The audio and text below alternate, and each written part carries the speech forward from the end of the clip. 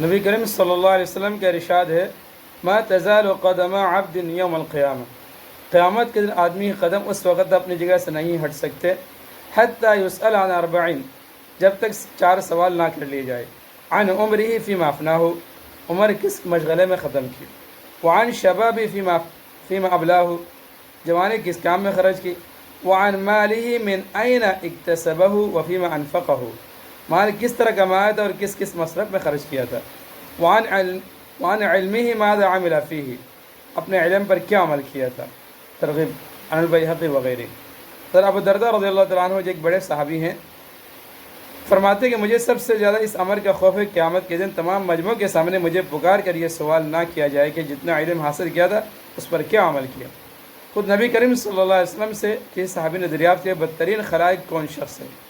آپ صلی اللہ علیہ وسلم نے ارشاد فرمایا کہ برائی کے سوالات نہیں کیا کرتے، بلائی کی باتیں پوچھو، بدترین خلائق بدترین علماء ہے۔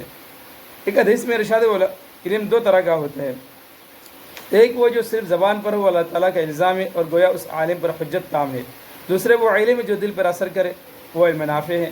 حاصل یہ کہ علم ظاہری کے ساتھ علم باطن بھی حاصل کرے تاکہ علم کے ساتھ قلب بھی متصف ہو جائے، ورنہ اگر دل میں اس کا اثر نہ ہو تو اللہ تعالیٰ کی حجت ہوگا اور قیامت کے اس پر مواخذہ ہوگا کہ اس علم پر کیا عمل کیا۔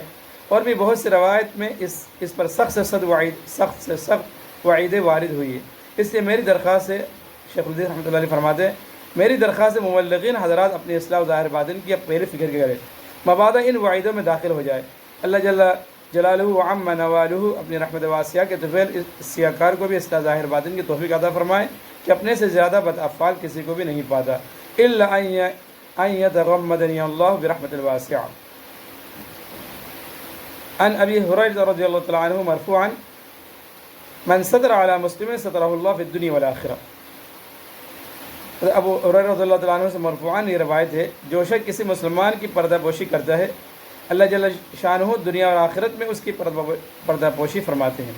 واللہ فی عون العبد ما کان العبد فی عون اخیہ، اور اللہ تعالیٰ بندے کی مدد فرماتے ہیں جب تک کہ وہ اپنے بھائی کی مدد کرتا ہے۔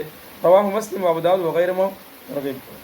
دوسری جگہ ارشاد ہے عن ابن عباس رضی اللہ تعالیٰ عنہ مرفوعاً من ستر عورت اخیہ ستر اللہ عورتہ یوم القیامہ۔ ابن عباس رضی اللہ تعالیٰ عنہ سے مرفوعاً یہ روایت ہے کہ نبی اکرم صلی اللہ علیہ وسلم کے ارشاد جو شخص کسی مسلمان کی پردہ پوشی کرتا ہے اللہ جل شانہ قیامت کے دن اس کی پردہ پوشی فرمائے گا۔ ومن کشف عورت اخی المسلم کشف اللہ عورتہ حتی یفضحہ بها فی بیتہ، جو شخص کسی مسلمان کی پردہ دری کرتا ہے اللہ جل شانہ اس کی پردہ دری فرماتا ہے حتیٰ اگر بیٹے اس کو رسوا کر دیتا ہے۔ رواہ ابن ماجہ ترغیب۔ الغرض بہت سی روایت میں اس قسم کا مضمون وارد ہوا ہے، اس لیے مبلغین حضرات شیخ الحدیث فرماتے ہیں مبلغین حضرات کو مسلمان کی پردہ پوشی کا اہتمام بھی نہایت ضروری ہے، اور اس سے زیادہ بڑھ کر اس کی آبرو کی حفاظت ہے۔ نبی کریم صلی اللہ علیہ وسلم کا ارشاد ہے جو شخص ایسے وقت میں کسی مسلمان کی مدد نہ کرے اس کی آبرو ریزی ہو رہی ہو تو اللہ جل شانہ اس کی مدد سے ایسے وقت میں اعراض فرما دیں جب کہ وہ مدد کا محتاج ہو۔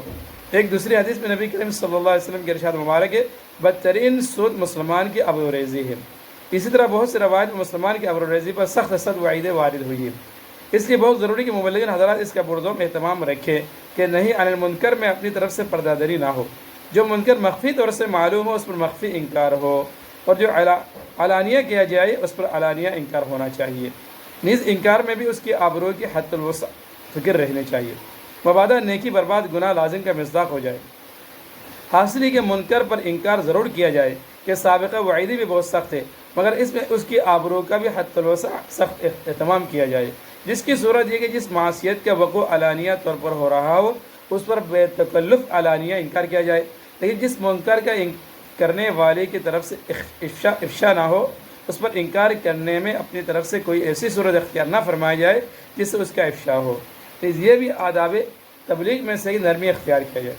امام رشید خلیفہ کو کسی شخص نے سخت کلامی سے نصیحت کی، انہوں نے فرمایا نرمی سے کہو، اسی اللہ جل شانہ نے تم سے بہتر یعنی حضرت موسیٰ علیہ السلام اور حضرت ہارون علیہ السلام کو میرے سے زیادہ برے یعنی فرعون کی طرف بھیجا تھا، تو فرمایا قولا لہو قولا لینا، اللہ تعالیٰ فرمایا تھا ان دونوں انبیاء کرام سے کہ تم سے اس سے یعنی فرعون سے نرم گفتگو کرنا کہ شاید وہ نصیحت قبول کر لے۔ نبی کریم صلی اللہ علیہ وسلم کی خدمت اقدس میں ایک جوان حاضر ہوا، درخواست کی کہ مجھے زنا کی یاد بھی دیجیے۔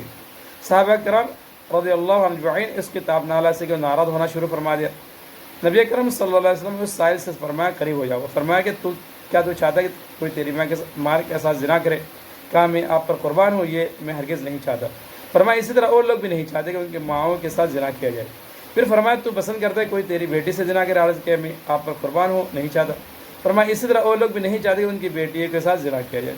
غرض اسی طرح بہن، خالہ، پھوپھی کو پوچھ کر نبی کرم صلی اللہ علیہ وسلم دست مبارک اس شخص کے سینے پر رکھ کر دعا فرمائے گی کہ اللہ اس کے دل کو پاک کر اور گناہ کو معاف فرما اور شرمگاہ کو معصیت سے محفوظ فرما۔ تابعی کہتے اس کے بعد سے زنا کے برابر کوئی چیز اس شخص کے نظر مقبوض نہ تھی۔ بالجملہ دعا سے، دوا سے، نصیحت سے، نرمی سے یہ تصور کر کے سمجھائے کہ میں اس جگہ ہوتا تو میں اپنے لیے کیا صورت پسند کرتا کہ لوگ مجھ کو اس صورت سے نصیحت کرے۔